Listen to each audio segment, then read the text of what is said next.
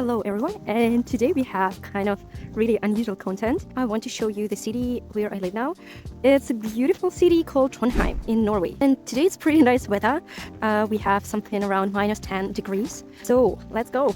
Most people think of Norway as Oslo, fjords or the Northern Lights, but Trondheim tells a different story. It was once the capital of Norway and the end of an ancient pilgrimage route.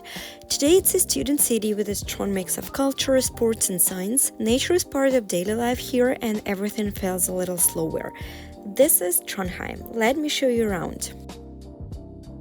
And the first place where I want to go, it's Nidaros Cathedral. I found it one of the most beautiful places here in Trondheim. It inspires me in many ways, and when I have really bad times, I actually like to spend a time here. This is Nidaros Cathedral. It's over 900 years old and the northernmost medieval cathedral in the world. But this place is important not just because of the building. The city of Trondheim was founded more than 1,000 years ago and used to be the capital of Norway. This cathedral was built over the burial site of Saint Olaf, Norway's most important historical figure. For centuries, people walked here from all over northern Europe. It was one of the biggest pilgrimage cities in the north.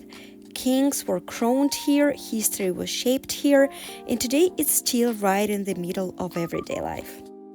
Some of the parts of the cathedral is under construction, but it still looks very pretty. Just in a few steps, we have another stop. It's the main square. Then usually we have a Christmas market, Christmas tree here. I can find this place really beautiful. So I can say it's something that you can do here. Maybe it's a good idea if you will stop by that bakery. They have, very good. Yeah, it's here. They have really good bakery, but really bad coffee. But it's still nice. And then I will show you where I want to go today for coffee and bakery. As I said, the place itself, it's not very good, but it's something like you can see almost all architecture of Trondheim. I think most of the examples, you can see some old buildings, old style, wooden houses, and then you can see pretty modern, I would say brutalism or something like that. I don't really like such buildings, and it's so a lot of contrast. You can find in the city old buildings right here, and then something like that. Walking through the city center, you really notice how different styles exist side by side here.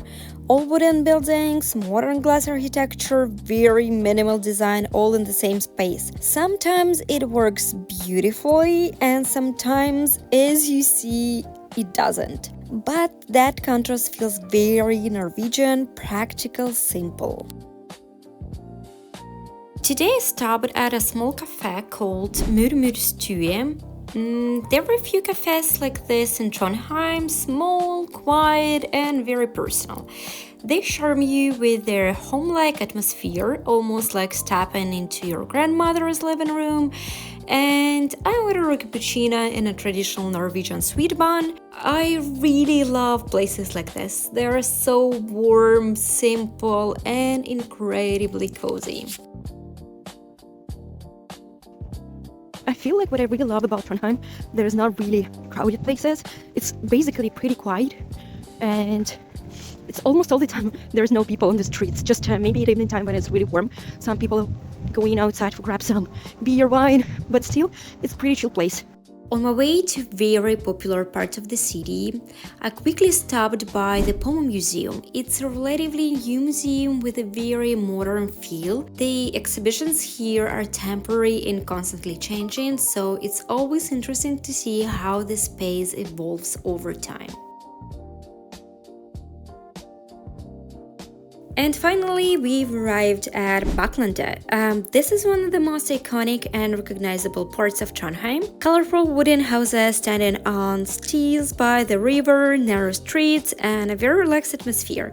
This is where Trondheim really began, and you can still feel the spirit of Old Norway here. I really love this vibe. Today, Bakklandet is full of small bars, cafes, and restaurants. In summer, the terraces open up and people sit outside with a glass of wine or beer, just enjoying the moment. And right here next to Bakklandet, you'll find one of Trondheim's most unusual features, a bicycle lift. It was designed to help cyclists get up a steep hill nearby. You place one foot on a small platform, keep the other on your bike, and the lift gently pushes you uphill. It's very Norwegian thing.